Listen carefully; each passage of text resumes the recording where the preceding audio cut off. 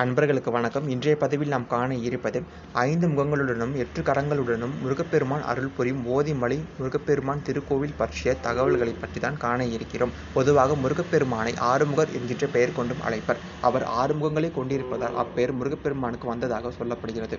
6 முகம் கொண்ட முருகப்பெருமானை பல தலங்களில் நாம் தரிசிக்கலாம். ஆனால் 5 முகம் கொண்ட முருகப்பெருமானை பற்றி நாம் கேள்விப்பட்டிருப்பதில்லை. கோவை மாவட்டம் அன்னூர் அருகில் உள்ள இரும்பொறையில் இருந்து 4 கிலோமீட்டர் தொலைவில் அமைந்துள்ளது ஓதிமலை முருகப்பெருமான் திருக்கோவில். முருகப்பெருமான் திருக்கோவில்களிலேயே ஓதிமலை கோவில்தான் மிக உயரமான கோவிலாகும். இந்த மலையானது 3000 அடி உயரமும் 1800 படிக்கட்டுகளும் கொண்டுள்ளது. இக்கோவில் பழனி மலையை விடவும் பழமையான கோவிலாகும். பிரணவத்தின் பொருள் தெரியாத பிரம்மதேவரிடம் இருந்து படைக்கும் தொழிலை பறித்து அவரை இம்மலையின் அருகிலேயே இரும்பு சிறையில் அடைத்துவிட்டு பின்பு முருகப்பெருமான் இந்த ஓதி மலையிலேயே தங்கி படைக்கும் தொழிலை செய்திருக்கிறார். பிரம்மதேவரை இரும்பு சிறையில் அடைத்த இடம்தான் இன்று இரும்பொறை என்கின்ற பெயரில் அமைந்துள்ளது. முருகப்பெருமான் படைத்தல் தொழிலை செய்த பொழுது அனைத்து ஆத்மாவும் பூமியில் புண்ணிய ஆத்மாவாகவே பிறந்திருக்கிறது. அதனால் இவற்றிற்கு இறப்பு எதுவும் ஏற்படவில்லை. இதனால் பூமியில் ஆரம் ஏற்பட்டுள்ளது. பூமாதேவி சிரமப்பட்டதால் தேவர்கள் அனைவரும் சிவபெருமானிடம் சென்று முறையிட்டனர். முருகப்பெருமானிடம் இருந்து படைக்கும் தொழிலை பெற்று திரும்பவும் பிரம்மதேவரிடமே தரும்படி கேட்டுக்கொண்டனர். இதனால் சிவபெருமானும் முருகப்பெருமானை சந்தித்து பிரம்மரிடமே படைக்கும் தொழிலை தரும்படி கேட்டுக்கொண்டார். சுவாமி மலையில் சிவபெருமானுக்கு பிரணவ மந்திரத்தின் பொருளை சொன்ன முருகப்பெருமான் இந்த ஓதிமலையில் வேத ஆகம விதிகளை சிவபெருமானுக்கு ஓதியதால் இது ஓதிமலை என்று பெயர் பெற்றது. கோவிலின் மலை அடிவாரத்தில் இருக்கும் சுயம்பு விநாயகப் பெருமானை முதலில் வழிபட்டு பின்பு முருகப்பெருமானை காணச் செல்ல வேண்டும். முருகப்பெருமானை காண ஈசன் மட்டுமே இங்கு வந்துள்ளார். அதனால் ஈசனுக்கு மட்டுமே இங்கு சிலை இருக்கிறது. அம்பாளுக்கு என்று தனியாக சன்னதி எதுவும் கிடையாது.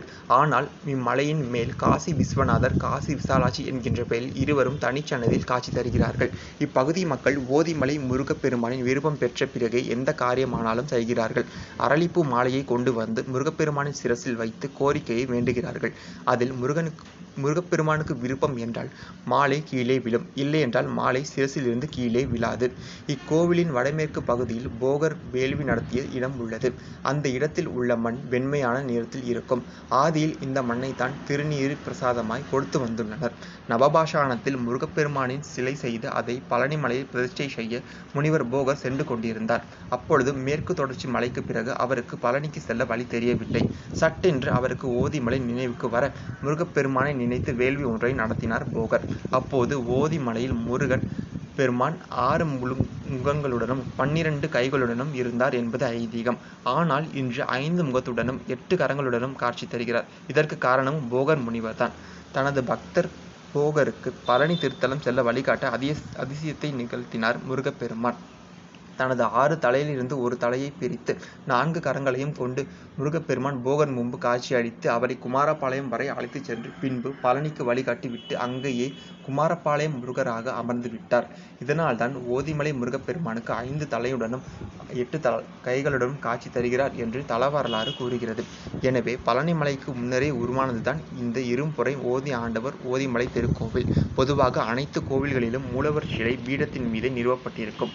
ஆனால் இக்கோவிலின் மூலவர் முருகப்பெருமானின் சிலையானது பாறையின் மீது நிறுவப்பட்டிருப்பது கூடுதல் விசேஷம். இந்த அமைப்பிற்கு திரிகூட பீடம் என்று பெயராகும்.